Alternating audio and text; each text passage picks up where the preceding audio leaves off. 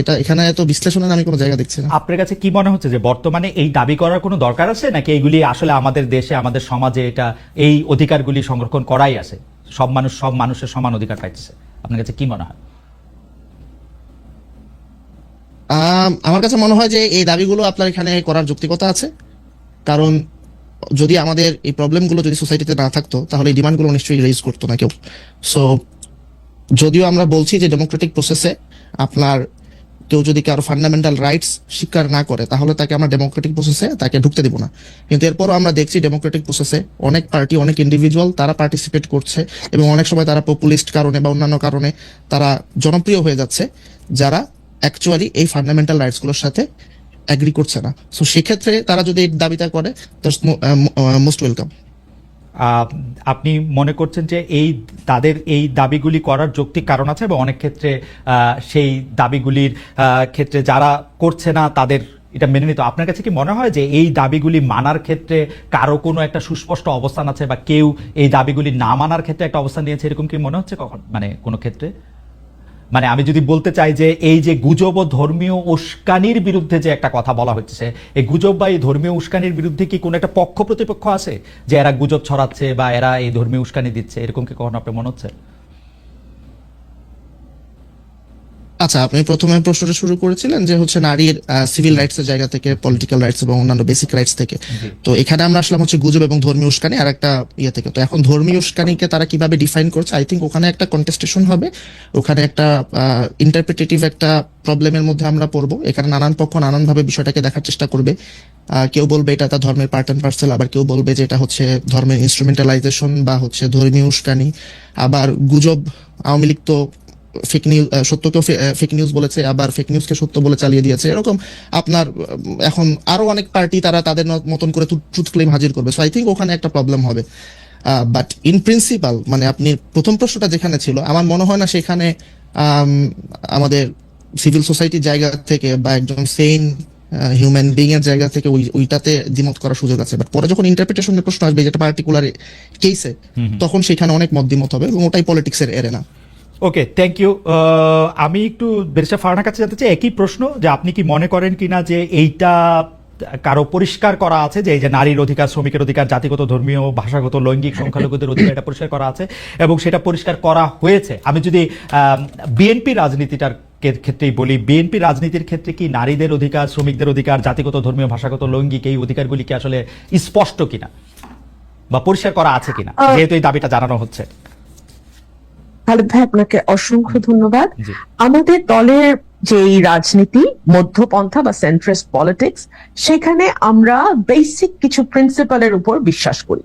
সেই বেসিক প্রিন্সিপালের মধ্যে আছে নাগরিক অধিকার, নারী পুরুষের সমান অধিকার, আছে শ্রমিকের অধিকার, আছে অন্যান্য যে ক্ষুদ্র জাতিগোষ্ঠী তাদের অধিকার। এবং আমি যদি একজন আইনজীবী হিসেবে বাংলাদেশের কনস্টিটিউশনটা ধরি, আপনি দেখবেন কনস্টিটিউশনে এই সকল ক্ষেত্রে, যেই ক্ষেত্রগুলো নিয়ে আমরা এখন কথা বলছি, আলাদাভাবে বলে দেয়া আছে যে তাদের ব্যাপারে পজিটিভ ডিসক্রিমিনেশন হয় এরকম আইনও তৈরি করা যাবে। অর্থাৎ সমাজে পিছিয়ে পড়া যে জনগোষ্ঠী, তার মধ্যে আনফরচুনেটলি সংখ্যার দিক থেকে না হলেও সমাজের নানান নিয়ম কানুন, সামাজিক নানান রীতিনীতির কারণে এবং political atmosphere, definitely, because nothing is outside politics, everything is political.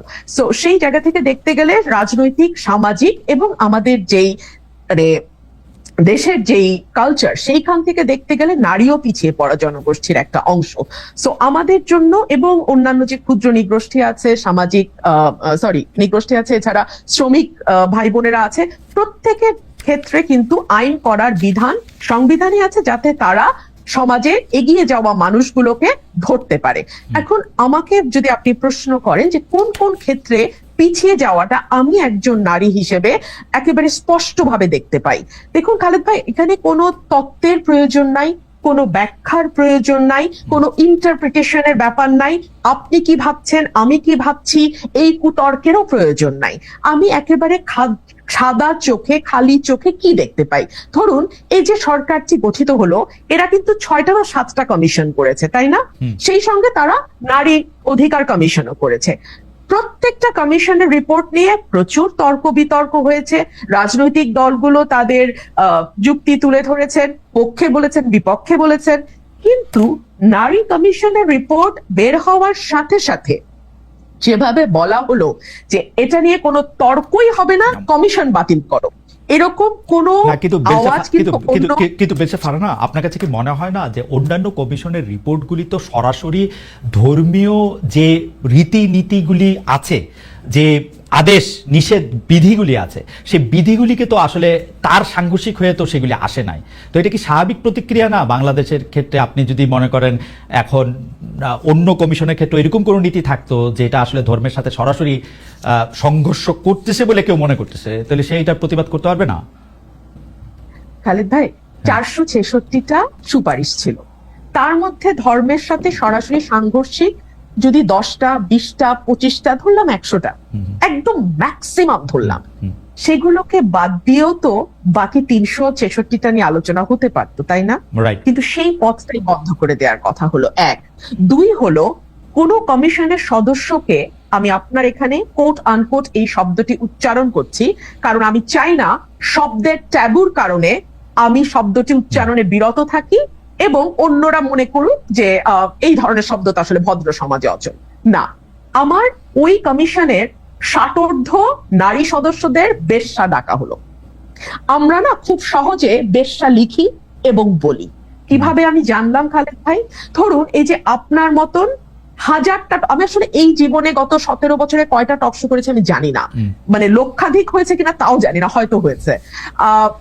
এখানে ম্যাক্সিমাম কমেন্ট আমার তর্কের খাতিরে পাল্টা যুক্তি আমি পাই না। আমাদের সমাজের পুরুষরা এতই মূর্খ, এতই অশিক্ষিত এবং এতই গর্ধব, আমি দুঃখিত আপনার এই ভাষায় বলার জন্য, এতই অশিক্ষিত এবং এতই গর্ধব যে তারা একজন নারীর যুক্তির পাল্টা। কিন্তু বারিশা ফারহানা একটু এক পেশে বলতেছেন কিনা যে গালাগালি করা হয়েছে, সেই গালাগালি কিন্তু হেফাজত ইসলামের পক্ষ থেকে, আমি কি বলবো, তারা প্রেস রিলিজ দিয়ে বক্তব্য দিয়ে তারা বলছে যে এটা তাদের বক্তব্য না, এটা তারা প্রত্যাহার করেছে, এটা তাদের আসলে বলার উদ্দেশ্য ছিল না, এটা তারা সাপোর্টও করে না, এটা এরকম কিন্তু তারা বলছে। আর আপনি ধরেন পুরুষদের গালাগালি আপনি করতেই পারেন, কিন্তু আপনি যদি যারা আপনার অবস্থানটা সাপোর্ট করে না তাদের মধ্যে কিন্তু অনেক নারীও আছেন, ওইটাও কিন্তু একটা বাস্তবতা। খুব ইন্টারেস্টিং কি জানেন খালেদ, নারীরা পছন্দ করে না, কিন্তু আমি এখন পর্যন্ত কোনো নারীকে আমাকে কোনো খারাপ মন্তব্য বা কোনো কুরুচিপূর্ণ মন্তব্য বা গালি এখন পর্যন্ত দেখি। অদ্ভুত কাণ্ড, দেখেন 17 বছর, লং টাইম, আমি কোনো নারীকে দেখিনি। 2 হলো, হেফাজত কখন বললো? যখন দেখলো চারপাশ থেকে এত বেশি সমালোচনা হচ্ছে যে সেটাকে কোনোভাবে পাশ কাটানো যাচ্ছে না। 1। 2 হলো, হেফাজতের যেই শত শত লক্ষ লক্ষ হাজারে হাজারে ভাইয়েরা সেখানে উপস্থিত ছিলেন, তাদের কারো একবারও মনে হলো না যে ইসলাম এই নোংরা ভাষায় গালিকে কি চোখে দেখে? ইসলামে এই ব্যাপারে কি বলা আছে?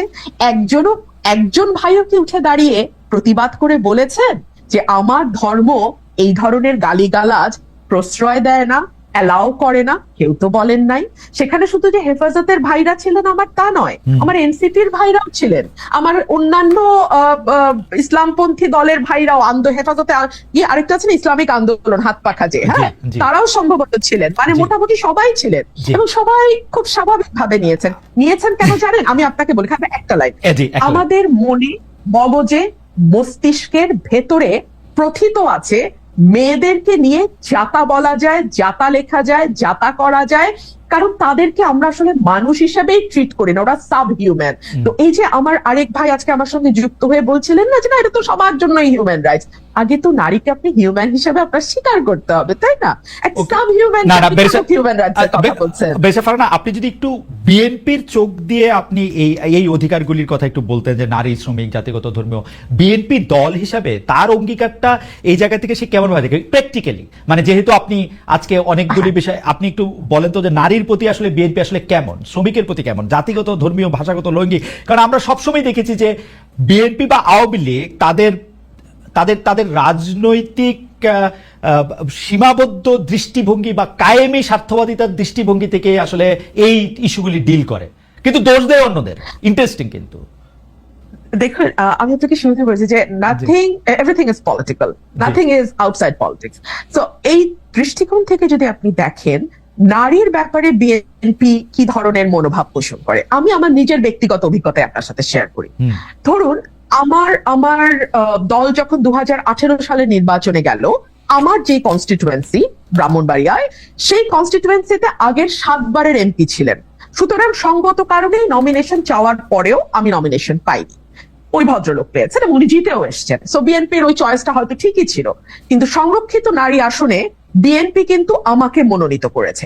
আচ্ছা, আমাকে মনোনয়নের পেছনে কারণটা কি? সাধারণত আমরা দেখি সংরক্ষিত নারী আসনগুলোতে কোনো না কোনো মানে দলের কোনো না কোনো নেতার স্ত্রী কিংবা তার কন্যা কিংবা তার বোন কিংবা তার ভালো বন্ধু, এরাই কেবলমাত্র সংরক্ষিত নারী আসনের মনোনয়ন পেয়ে থাকেন। আমার কিন্তু সেরকম কোনো ব্যাকিং এই দলটিতে নাই, একেবারেই নাই। সো আমার ইউএসপিটা কি ছিল? আমার ইউএসপি ছিল আমি ওরেটর, আমি কথা বলতে পারি, এবং ওই সময় বিএনপির প্রয়োজন ছিল পার্লামেন্টে এমন একজনকে পাঠানো যে কথা বলতে পারে, যে বিএনপির কথাগুলো মানুষের সামনে তুলে ধরতে পারবে। সো ওই দিক থেকে চিন্তা করলে আপনি দেখেন আমাকেও আমার ওই ইউএসপিটাকে ইউজ করেই সংসদে যেতে হয়েছে। আপনি যদি এটাকে আরো ব্রডার পার্সপেক্টিভে আমরা দেখি, ফর এক্সাম্পল জেনারেল নমিনেশনের ক্ষেত্রে, খালেদ ভাই, আমি এখন যদি আমার দলকে দোষ দেই যে কেন তারা নারীকে আরো বেশি নমিনেশন দিচ্ছে না, কেন 50% নারী যেই দেশে, সেই দেশে বা 53% সেই দেশে কেন অন্তত 33% আসনে, ঠিক আছে, 33% আসনে আমরা সরাসরি নারী মনোনয়ন দেখছি না কেন জানেন? বিকজ দুটো কারণ। এক হচ্ছে আমরা সত্যিকার অর্থে জিতে আসার মতো সেরকম নারী ক্যান্ডিডেট অতগুলো নেই, আসলেই নেই খালেদ ভাই। এর জন্য কিন্তু শুধুমাত্র পলিটিক্যাল পার্টি দায়ী না, এই জন্য আমাদের সমাজ ব্যবস্থা দায়ী, আমাদের পারিবারিক ব্যবস্থা দায়ী, আমাদের রাষ্ট্র। না, আমি আপনার সাথে সম্পূর্ণ একমত। আপনি চমৎকার করে বলেছেন, কিন্তু পলিটিক্যাল পার্টিগুলির তো একভাবে লিড নেয়ার থাকে। এখন আমরা যত বেশি জামাত শিবিরের, এনসিপির বা আওয়ামী লীগের সমালোচনা করি, এটা না করার ক্ষেত্রে সেই সমালোচনাটা আসলে বিএনপির এগেইনস্টও আসলে করতে পারবো কিনা, বিএনপি মুখে যা বলে আসলে সেটা প্র্যাকটিক্যালি তা করে কিনা। খালেদ ভাই, আমি কিন্তু মনে করি যে ডিসক্রিমিনেশন যেটাকে বলা হয় শুধুমাত্র নারী হবার কারণে, আমরা যদি এভাবে let's put it in this way, just because তুমি নারী সো তুমি ওই জায়গায় যেতে পারবে না, না, বিএনপি এটা বিশ্বাস করে না। কেন আমি বলি আপনাকে, আমাদের প্রত্যেকটা আসনে কিন্তু জরিপ হয় খালেদ ভাই, একটা দুটা না, কয়েকটা জরিপ হয়, দলের কয়েকটা জরিপ হয়, এজেন্সিগুলোর জরিপ হয়। এই জরিপের রিপোর্ট কিন্তু দলের একেবারে টপ পর্যন্ত যায়। আমরা যদি কনস্টিটিউয়েন্সিতে ইভেন ধরেন, আমি আমার ব্যাপারে বলতে পারি, আমি কনস্টিটিউয়েন্সিতে কতদিন পর গেলাম, কয়টা মিটিং করলাম, কোন কোন ইউনিয়নে মিটিং করলাম, কোনটাতে লোক কেমন হলো, এগুলোরও কিন্তু দীর্ঘ ফিরিস্তি দলের কাছে আমি জানার আগে চলে যায়। তার মানে কোন নারী যদি সত্যি মানে সে মিন করে যে আমি ইলেকশন করব, আই মিন ইট, আমার কাম হোয়াট মে, আমি কন্টেস্ট করব, দল কিন্তু তখন অটোমেটিক্যালি সেই নারীটার স্কোর যখন হাই হতে থাকে আপনার ওই জরিপগুলোতে, তখন দল তো ওই আসন চায়, দল তো আর কোনো আসন হারাইতে চায় না। সো তারা তখন বাধ্য হয় ওই নারীকে দিবেই, তারা দিতেই হবে। সো এটা আমার মনে হয় যে একটা ফেয়ার কম্পিটিশন পার্টিতে থাকে, মোটা দাগে খালেদ ভাই, মোটা দাগে। কিন্তু তার আগেই মেয়েরা ওই জরিপেই মেয়েরা পিছিয়ে যায়, কারণ মেয়েদের অনেক আদার রেসপন্সিবিলিটি নিতে হয়, মেয়েদেরকে অনেক রকম ধাক্কার মুখে পড়তে হয়, যেটা একটা পুরুষকে পড়তে হয় না। বেশাফারনা, আমরা আবার আসবো আপনার কাছে। আমি একটু জনাব মোহাম্মদ ইশরাক আপনার কাছে যেতে চাই। আপনি আসলে যেহেতু রাজনীতির বিভিন্ন গতি প্রকৃতি বিশ্লেষণ করেন, গত কয়েকদিনে আপনার রাজনৈতিক বিশ্লেষণের মধ্যে আপনি জানেন সেগুলি নিয়ে পক্ষে বিপক্ষে নানা ধরনের আলোচনা হয়েছে, আমি আপনাকে একটু পড়ে শোনাচ্ছি। আপনি জগন্নাথ বিশ্ববিদ্যালয়ের বর্তমান সরকারের একজন উপদেষ্টা জনাব মাহফুজ আলমের মাথায় বোতল ছুঁড়ে মারা নিয়ে আপনি বলেছেন, আমি আপনাকে কোট করছি, বোতল কে ছুঁড়ে মেরেছে তা তো মুখ্য না, কোনোদিনই মুখ্য ছিল না, মুখ্য হচ্ছে এটা নিয়ে যে রাজনীতি হবে সেটা জাসি দায়ী। অর্থাৎ আপনি বোধহয় জামাত শিবিরকে বলেছেন এই কারণে যে আপনি পরিষ্কার করবেন সেটা, জাসি বোতল ছুঁড়ে মেরেছে, জাসি দায়ী কারণ জাসি সবাইকে শত্রুতে পরিণত করেছে, এমন কেউ আর অবশিষ্ট নাই যে জাসির পক্ষে কথা বলবে। লাস্ট আপনি বলছেন যদি সবাই মিলে একটা মিথ্যাকে সত্য বলে তাহলে মিথ্যাই সত্য, জাসি এই সত্যটা বোঝে নাই জন্য শাহবাগে হেরেছে, আবার হারবে। আপনি যদি একটু আমাদের ব্যাখ্যা করেন, জাসি বলতে আপনি নিশ্চয়ই জামাত শিবিরকে, আমার মনে হচ্ছে যে আপনি নিশ্চয়ই জামাত শিবিরকে বুঝিয়েছেন, আপনি এটা যদি একটু আমাদেরকে ব্যাখ্যা করেন। আর আমি একটু আপনার জন্য একটা ছোট্ট করে একটু বলি আমাদের দর্শকদের জন্য, যেই ছোট ছোট ক্লিপিংস গুলি দেখা যায়, আমি দর্শকদের অনুরোধ করব আপনারা দেখবেন যে এগুলি আমরা ঠিকানা থেকে আসলে এগুলি আমরা কখনো মানে একদম শর্টস যেগুলি আমরা করি সেগুলি বাদে অন্য অনেকগুলি জায়গা থেকে এইখান থেকে একটা কথা সেখান থেকে একটা কথা দিয়ে যেগুলি করা হয় সেগুলির সাথে কিন্তু আমাদের কোনো সম্পর্ক নাই, আপনারা নিশ্চয়ই এগুলি বুঝতেও পারেন। সেজন্য সাউন্ড বাইট বা এই জাতীয় জিনিসের ক্ষেত্রে আমাদের এই টকশোর কোনো উদ্দেশ্য থাকে না। জনাব মোহাম্মদ ইশাক, আপনি যদি একটু বলেন আপনার এই বোতল ছুঁড়ে মারা রাজনীতিটা যদি আমাদেরকে একটু বলেন, জনাব মোহাম্মদ ইশাক।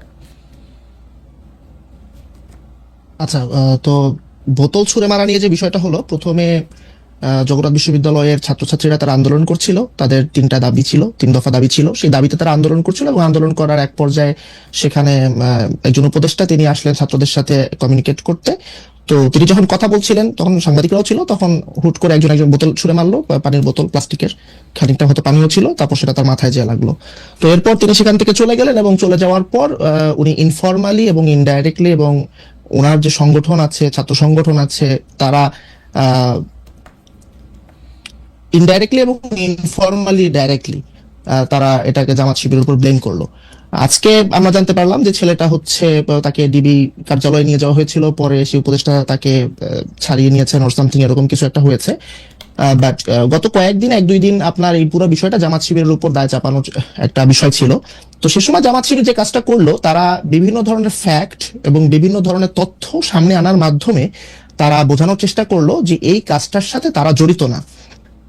কিন্তু আমি যেহেতু অ্যান্টি ফাউন্ডেশনাল স্কুল অফ থটে বিশ্বাস করি এবং এসেনশিয়ালিস্ট নোশনের বাহিরে, তো আমি মনে করি যে আসলে রাজনীতি এইভাবে সত্য দিয়ে বা ফ্যাক্ট দিয়ে হয় না। এখানে পারসেপশন এবং ট্রুথ এই দুটো মিলেমিশে একাকার হয়ে যায়। 5ই আগস্টের পর থেকে বাংলাদেশে সবচেয়ে বাজে রাজনীতি করেছে জামাত শিবির, অথচ জামাত শিবিরের জন্য 5ই আগস্টের পর থেকে সবচেয়ে ভালো রাজনৈতিক ময়দান ছিল। আমার জন্মের পর থেকে সম্ভবত আমি কখনো, বা আমার বোধ বুদ্ধি হওয়ার পর থেকে আমি কখনো জামাত শিবিরের জন্য এত ভালো পলিটিক্যাল ফিল্ড কখনো দেখিনি। কিন্তু তারা যেটা করেছে, তারা সকল পক্ষকে, রাজনৈতিক পক্ষকে তারা এলিয়েনেট করেছে। ধরেন বিএনপির কথা ধরেন, BNP is a mature political party, দীর্ঘদিন ধরে তারা রাজনীতি করেছে, রাষ্ট্র ক্ষমতায় বহুবার ছিল, তারা কিন্তু বিভিন্ন জনের সাথে ফর্মাল ইনফর্মাল অ্যালায়েন্সে আছে। সো বিএনপির পক্ষে শুধুমাত্র বিএনপি না, বিএনপির বাহিরেও আরো অনেকে কথা বলছে, এবং বিএনপি যেহেতু গভর্নমেন্ট ইন ওয়েটিং, তাই বিএনপির পক্ষে কথা বলার জন্য অনেকের মধ্যে একটু উস্কুসো করে। কিন্তু জামাত শিবির তারা বর্তমান প্রেক্ষাপটে বা 5ই আগস্ট পরবর্তী প্রেক্ষাপটে তারা যদিও দ্বিতীয় বৃহত্তম দলে পরিণত হলো, সে সময় তাদের সামনে কিন্তু সুযোগ ছিল এরকম একটা অ্যালায়েন্স করে, একটা বিরোধী জোট বা হচ্ছে একটা দ্বিতীয়, বিএনপি একটা শক্তি, তারপর তারা আর একটা শক্তিতে পরিণত হবে। বাট তারা কিন্তু কোনোখানে তারা অ্যালায়েন্সে যায় নাই। প্রথমে তারা এনসিপির সাথে পরকিয়া করেছে, কোনো ফর্মাল আন্ডারস্ট্যান্ডিং এ যায়নি, তারা কোনো লিখিত কোনো চুক্তি না, সামনাসামনি প্রকাশ্য কোনো জোটে না, কোনো কিছুতে যায়নি। এখন তারা অনেকে বিট্রেড ফিল করছে যে এনসিপি এখন আওয়ামী লীগ নিষিদ্ধ হওয়ার পর কেন জামাত শিবিরের বিরুদ্ধে ক্ষুব্ধ হলো। তো এই যে জামাত শিবিরের ভুল রাজনীতি, তারা কাউকে কারোর সাথে তারা গাঁটছড়া বাঁধে নাই, তারা কোনো কোয়ালিশন করে নাই, তারা কোনো অ্যালায়েন্স বিল্ড করে নাই, এর ফলে যেটা হয়েছে, জামাত শিবির রাজনীতিতে একা হয়ে গেছে। এখন সবাই জামাত শিবিরকে অ্যাটাক করছে এবং জামাত শিবির এটাকে ট্রুথ দিয়ে, সত্য দিয়ে মোকাবেলা করছে। জনাব ইশাক আহমেদ, আপনার অনুমতি নিয়ে কি একটা প্রশ্ন করতে পারি, যে আপনি কি ওই দুইটা ঘটনা মাথায় রাখতেছেন যে শিবিরের জামায়াতে ইসলামের শীর্ষ নেতারা লন্ডনে গিয়ে বিএনপির শীর্ষ নেতাদের সাথে দেখা করে এসেছেন, এসে তারা বলছেন যে তারা কবে নির্বাচন চান, এটি একটি মানে বড় প্রেক্ষাপটে। আর ছোট প্রেক্ষাপটে আমি যদি আপনার মানে যেটি বোতল ছুঁড়ে মারার প্রসঙ্গে আপনার ফেসবুক স্ট্যাটাসই উদ্ধৃত করি, সেখানে আপনি একটি দেখবেন যে আপনিই বলছেন জাসির একটি অংশ মাহফুজের উপর বোতল ছুঁড়ে মারাকে সেলিব্রেট করছে। তো যারা সেলিব্রেট করছে তাদেরকেই তো লোকে ভাববে যে এরা এই কাজটি করেছে, তাই না? সেলিব্রেট করা আর কাজটা করা, এটার মধ্যে তো একটা সিগনিফিক্যান্ট ডিফারেন্স আছে। সো এবং শুধুমাত্র যে তারাই সেলিব্রেট করেছে বিষয়টা এরকম না, আরো অনেকেই সেলিব্রেট করেছে, কিন্তু যারা সেলিব্রেট করেছে তাদের মধ্যে তাদেরও একটা অংশ ছিল। সো কিন্তু এই যে কেন, তো এই যে বাকিরা যারা সেলিব্রেট করলো তাদের প্রতি কেন তীরটা নিক্ষেপ হলো না, কেন সন্দেহের তীরটা তাদের দিকে কেন গেল না, কেন এদের দিকে গেল? আমার হচ্ছে আপনার তাদের পলিটিক্স। জি, আপনি ওইটাও যদি একটু বলেন যে আপনি এলিয়েনেটেড করছে জামাত ইসলামী সবাইকে বলছেন, কিন্তু আমি তো দেখতে পাচ্ছি যে জামাত ইসলামী তো বিএনপির সাথে সম্পর্ক পুনর্গঠন, প্রকাশ্যে আড়ালে আলোচনা, এনসিপির সাথেও প্রকাশ্যে সামনে আলোচনা, মানে সেটা কোনোটাই তো আড়ালে করতেছে না। জামাত ইসলামী তো চেষ্টা করতেছে সবার সাথে মিলেমিশে থাকার। একটা হচ্ছে আপনার কম্পিটিটিভ পলিটিক্সে আপনি সবার সাথে ডায়ালগ করবেন, আর কোয়ালিশন বা জোট গঠন এই ধরনের বিষয়গুলো ডিফারেন্ট। আমরা যেহেতু এখন পর্যন্ত ফার্স্ট পাস দ্য পোস্ট সিস্টেমে আছি, অর্থাৎ হচ্ছে মেজরিটি ভোটে আমাদের হচ্ছে নির্বাচন হয়। আমাদের তো এখানে রিপ্রেজেন্টেটিভ পিআর সিস্টেম না, প্রপোর্শনাল রিপ্রেজেন্টেশন সিস্টেম না। সো এখানে ভোটের আগেই কিন্তু জোটটা গঠন হয়। প্রপোর্শনাল রিপ্রেজেন্টেশনে সাধারণত জোট গঠনটা হচ্ছে আপনার নির্বাচনের পরে হয়, সরকারের সময় যে। তো এখন জামাত কি বিএনপির সাথে জোটে গিয়েছে বা এই ধরনের কোনো আলোচনা আমি কিন্তু দেখিনি। হ্যাঁ, তারা কথা বলেছে, ডায়ালগ তো তারা সবাই করছে। জোটের BNP প্রসঙ্গ তো NCP র মধ্যে জোটের dialogue প্রসঙ্গ হচ্ছে। তো নির্বাচনের সময় আসুক, তফসিল ঘোষণা হোক, তারপরে তো এটা তো সময় আছে। মানে জামায়াত এনসিপির সাথে নির্বাচন, মানে আমি বোঝার জন্য, যারা মোহাম্মদ ইশাক বেয়াদবি নেবেন না, আপনি বোঝার জন্য আমি বলতেছি, মানে আপনি কেন এটা ভাবতেছেন যে জামায়াত আর এনসিপির সাথে জোট করবেই না বা জামায়াত আর বিএনপির সাথে জোট করবে, এটা কি শেষ কথা বলে তার সময় এসছে কিনা? কারণ আমি দেখতে পাচ্ছি যে জামায়াত চেষ্টা করতেছে আসলে কারো না কারোর সাথে থাকার। আচ্ছা, মানে এটা আমার দেখা। হ্যাঁ, কারো না কারোর সাথে থাকার চেষ্টা করছে। এখন যদি জামাত এনসিপি কে দ্বিতীয় বৃহত্তম দল হিসেবে স্বীকৃতি দিয়েই দেয়, এই স্বীকৃতিটা এনসিপির এখনো প্রাপ্য কিনা এটার তো কোনো মেজারমেন্ট আমাদের কাছে নাই। কিন্তু যদি সেটা না হয়, যদি আপনার জামাত দ্বিতীয় বৃহত্তম দল হয়, তাহলে তো আমাদেরকে এটা মাথায় রাখতে হবে, রাজনীতিতে প্রধান দুইটা দলের মধ্যে কখনো কোনো জোট হয় না। জোট হয় হচ্ছে আপনার 1 আর 3, 2 আর 3 বা 2 আর 4। সো এইরকম কোথায় হয়েছে? এনসিপির সাথে যদি জামাত যদি কোনো কংক্রিট কোনো ডায়ালগে আসতো, তাহলে নিশ্চয়ই জামাত এই ধরনের ব্যাশিং এর সম্মুখীন হতো না, এরকম বিরোধিতার মধ্যে পড়তো না। তারা যেটা করেছে, এটা এই ধরনের বাজে পলিটিক্স কেউ করে না। আপনি নিজের দলের লোক দিয়ে অন্য আর একটা দল গঠন করে দিচ্ছেন, এই পলিটিক্স শুধুমাত্র জামাত ইসলামের দ্বারাই সম্ভব। কিন্তু আওয়ামী লীগ আমাদেরকে দেখাইছে না যে একটা হাসি খুশি বিরোধী দল রাখা সম্ভব, জাতীয় পার্টি। আচ্ছা, আর জামাত ইসলামী তো সেই যদি হাসি সেটাই খুশি, হয়, জামাত ইসলামী তো বিএনপি সেই হাসি খুশি বিরোধী দলটাও হইতে পারে। মানে সেই সম্ভাবনা তো আমি দেখতে পাচ্ছি আসলে। মানে আমি যদি প্রশ্নের খাতিরে আপনাকে জানতে চাই আর কি। আমার মনে হয় না যে আপনার দেখেন, এটা তখনই হতো যখন বাংলাদেশে আমরা যদি ধরে নেই যে বাংলাদেশে যে দলের কার্যক্রম, আওয়ামী লীগের কার্যক্রম নিষিদ্ধ করা হয়েছে, ছাত্রলীগকে ব্যান করা হয়েছে, এই দলটা যদি এখনো ফ্যাক্টর থাকে, তখন আপনি একটা গৃহপালিত বিরোধী দল রাখতে পারেন। কিন্তু আমি মনে করি আওয়ামী লীগ থেকে ম্যাস মাইগ্রেশন হবে। এখানে খুব একটা ইন্টারেস্টিং ঘটনা ঘটেছে বাংলাদেশের এবং গ্লোবাল হিউম্যান রাইটস এর ইয়েতে। এটা আমাদের একটা রিমার্কেবল অ্যাচিভমেন্ট। এটা দেখেন, আমরা কিন্তু কোনো ইন্ডিভিজুয়ালের এগেনস্টে রিভেঞ্জ নিচ্ছি না, কোনো ইন্ডিভিজুয়ালকে পলিটিক্স থেকে ব্লকও করছি না। আমরা ফ্যাসিস্ট পার্টিকে আমরা টার্গেট করেছি। এখানে যারা হিটার্টো ফ্যাসিস্ট ছিল এবং যারা এই দলের সাথে নানানভাবে নানান কারণে যুক্ত ছিল, ব্যক্তিগত কারণ থাকতে পারে, আপনার প্রলোভন থাকতে পারে, কোয়ার্শন থাকতে পারে, তারা কিন্তু পলিটিক্সে রিহেবিলিটেট হবে। সো আমি মনে করি এটা ম্যাস মাইগ্রেশন হবে, তারা অন্যান্য দলে চলে যাবে। অন্যান্য দলে চলে যাওয়ার পর সেখানে তার সুযোগ আমি মনে করি নাই। এখন যদি আওয়ামী লীগ কোনোভাবে কামব্যাক করে, তখন সে ইকুয়েশন। না, আওয়ামী লীগের কামব্যাকটা আমি দেখতে পাচ্ছি না, সুতরাং ওইটা আলোচনা বাইরে থাক। কিন্তু আপনি আমাকে একটু যদি ছোট্ট করে একটু বলেন যে আপনি বিএনপি জামায়াত এনসিপির কথা বলতেছিলেন, আপনি বলতেছিলেন 1 নাম্বার বা 2 নাম্বার দল। যদি আমি বিএনপিকে প্রথম সবচেয়ে বেশি জনপ্রিয় রাজনৈতিক দল বলি এককভাবে, দ্বিতীয় যদি জামায়াতকে বলি, প্রথম আর দ্বিতীয়ের মধ্যে তফাৎ কতটুকু? বা দ্বিতীয় যদি আপনি এনসিপি কে বলতে চান, তাদের প্রথম দ্বিতীয় তৃতীয় এর মধ্যে থেকে আসলে তফাৎটা কত? মানে তারা কি খুব কাছাকাছি প্রতিপক্ষ, বিএনপি জামায়াত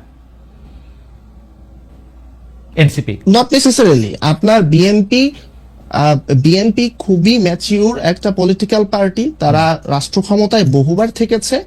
দেখেন, বাই দা ওয়ে, আমি যখন বিএনপি কে ম্যাচিউর পলিটিক্যাল পার্টি বলছি এবং রাষ্ট্র ক্ষমতায় বহুবার তারা ছিল এটা বলছি, এর মানে কিন্তু আমি এটা বোঝাতে চাচ্ছি না যে বিএনপি অনেক ভালো কাজ করছে। রুট লেভেলে, গ্রাসরুট লেভেলে বিএনপির ব্যাপারে অনেকের অনেক গ্রিভেন্সেস আছে এবং এটা বাংলাদেশের political reality. I don't think যে বিএনপির এটা কোনো মানে এটা এড়ানোরও কোনো উপায় আছে। বাট আপনার রাষ্ট্র ক্ষমতায় যাওয়ার ক্ষেত্রে বা এই যে 5ই আগস্টের পর থেকে যে পলিটিক্স, এটা বিএনপির মতন এত ম্যাচিউরলি আর কেউ হ্যান্ডেল করতে পারে নাই। বিএনপি খুবই ওপেন মাইন্ডেড থেকেছে, যে কারোর সাথে সময়ে সময়ে সে পার্টনার চেঞ্জ করার দিকেও উইলিংনেস দেখিয়েছে, রেটরিকে সে ফ্লেক্সিবিলিটি রেখেছে। কিন্তু জামাতের ক্ষেত্রে যে আপনার মানে ইউনিক যে বিষয়টা, এবং এটা ইন এ নেগেটিভ সেন্স আমি বলবো, সেটা হচ্ছে জামাত এক্সট্রিমলি রিজিড। এবং আমি মনে করি যে ডক্ট্রিনাল একটা ব্যাপার। কারণ যদি ডক্ট্রিনাল ব্যাপার হতো, তাহলে ধরে 1940s জামাতের যে ডক্ট্রিন, সেই ডক্ট্রিন দিয়ে তো 2025 সালে জামাতের কার্যক্রম ব্যাখ্যা করা সম্ভব না। একসময় তো জামাতে আপনার আইনজীবী হওয়াই নিষিদ্ধ ছিল। হ্যাঁ, স্কুল কলেজে পড়াশোনা, তারপর শিক্ষকতা, এগুলো জামাতে আপনার ডক্ট্রিনে নিষিদ্ধ ছিল। বাট সেখান থেকে কিন্তু তারা আপগ্রেড করেছে। কিন্তু তাদের মধ্যে একটা লিডারশিপ, আমি দেখি যে একটা ক্যারিসমেটিক একটা লিডারশিপের অভাব আছে। সো এখানে তারা কোয়ালিশন বিল্ড করতে পারছে না। প্রধান বিরোধী দল যে হবে, আপনার ধরেন আমি কি একটা মিনিট আপনার কাছে চেয়ে নিতে পারি? জি প্লিজ প্লিজ। আপনার ধরেন হাসিনা তো স্বৈরাচার ছিল, ইভেন হাসিনাও কিন্তু সে একা স্বৈরাচার না, পৃথিবীর কোনো স্বৈরাচারী একা থাকে না, তার কিছু একটা সিলেক্টরেট থাকে, তার কিছু হেঞ্চম্যান থাকে, সো তারও একটা জোট ছিল। আমি যেটা বলতে চাচ্ছি, দেখেন বিএনপির ইনফর্মাল ফর্মাল একটা জোট আছে, জামাতের সেই জোটটা কি?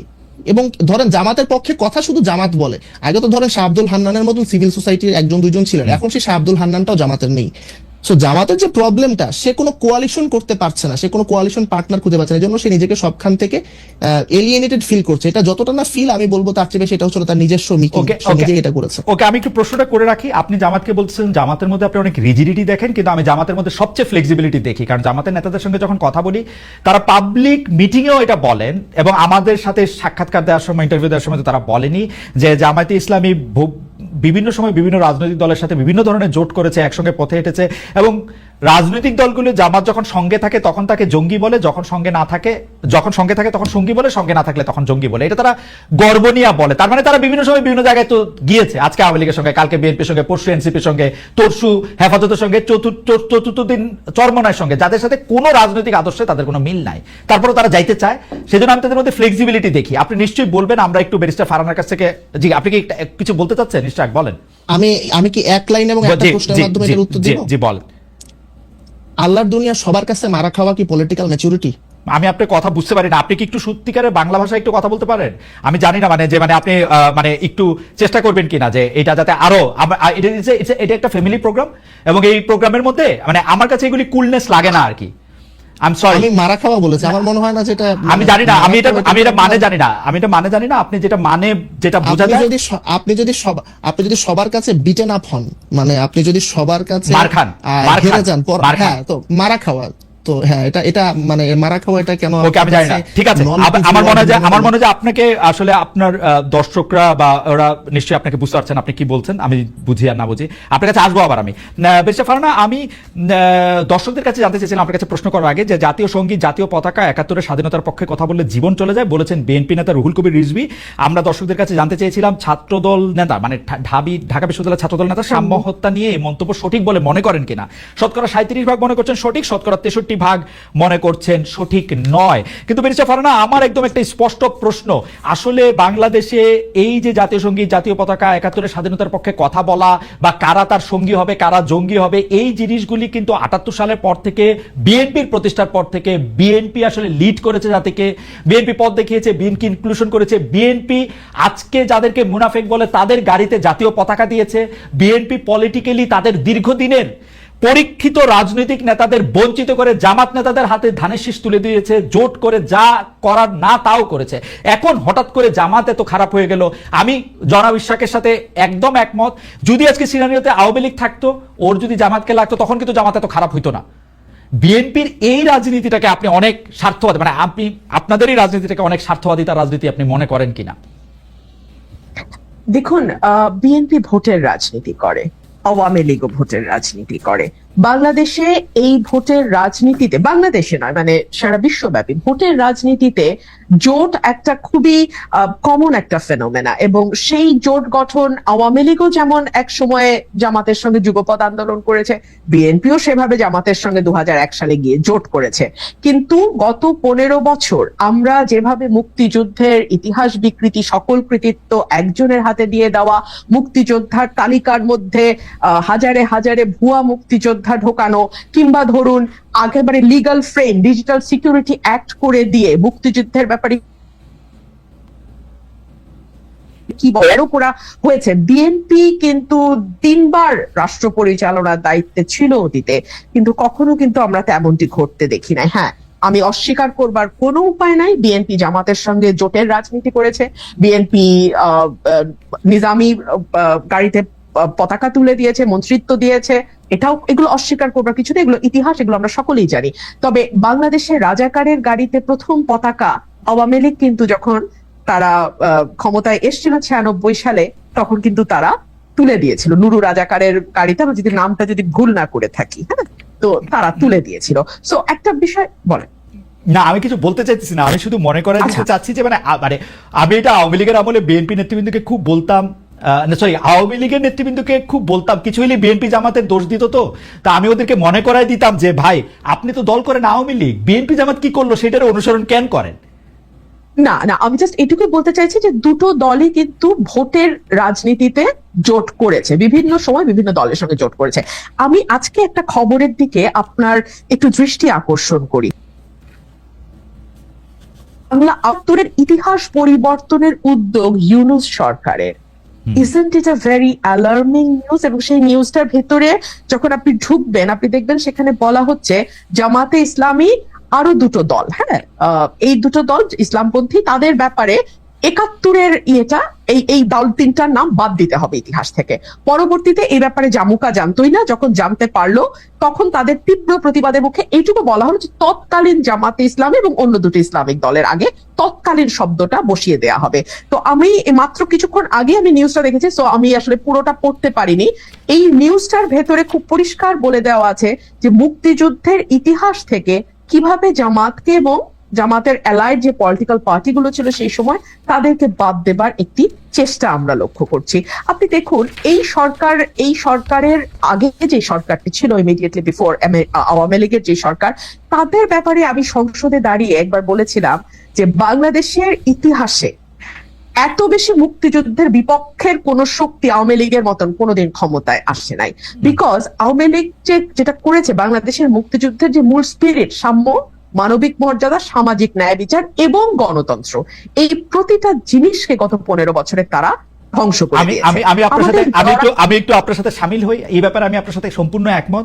আওয়ামী লীগ সবচেয়ে বেশি মুক্তিযুদ্ধের যে স্পিরিটটার কথা তারা বলেছে তার বিপক্ষে তার প্রতিটা অবস্থা ছিল, কি বলে প্রাতিষ্ঠানিক মানে প্রতিষ্ঠানগুলিকে ধ্বংস করা থেকে শুরু করে গণতন্ত্রকে বজায় না রাখা, মানে সমাজতন্ত্র নিশ্চিত না করা, ধর্মনিরপেক্ষতা, জাতীয়তাবাদের ক্ষেত্রেও তারা ১০-এ ০ পেয়েছে। একদম। কিন্তু আপনি যদি একটু বিএনপি রাজনীতিটা যদি একটু বলেন একটু সুবিধা। দেখুন, বিএনপির হাত ধরে কিন্তু এই যে চতুর্থ সংশোধনী, যেটা বাংলাদেশের সংবিধানের মূল স্পিরিটটাকে নষ্ট করে দেয়, একদলীয় শাসন ব্যবস্থার দিকে নিয়ে যায়, আজীবন রাষ্ট্রপতি ঘোষণা করার দিকে নিয়ে যায়, সেই জায়গা থেকে বাংলাদেশকে মুক্ত কিন্তু বিএনপি করেছে। বাংলাদেশের সংসদীয় গণতন্ত্র সেটাও বিএনপির হাত ধরে এসছে। আমি একবারও বলছি না যে বিএনপির শাসনামলে বাংলাদেশ বেহেশত ছিল, বাট তারপরেও তো রাজনীতির আলোচনা তুলনামূলকের ভিত্তিতেই হয় সব সময়। সো অন্য যে পলিটিক্যাল পার্টিগুলো ক্ষমতায় ছিল তার চেয়ে বিএনপির পারফরমেন্সের দিক থেকে যদি আপনি হিসাব করেন, কোনো দল পারফেক্ট না, কিন্তু তারপরেও যদি আপনি তুলনামূলক একটি চিত্র করেন তাহলে বিএনপির সঙ্গে আমি খুবই বিনীতভাবে বলি অন্য কোনো রাজনৈতিক দলের কোনো তুলনাই হয় না। আপনি দেখুন, বিএনপি ৩১ দফা দেওয়ার আগে ভিশন 2030 দিয়েছিল, সেটা দিয়েছিল ২০১৬ সালে দেশনেত্রী বেগম খালেদা জিয়া।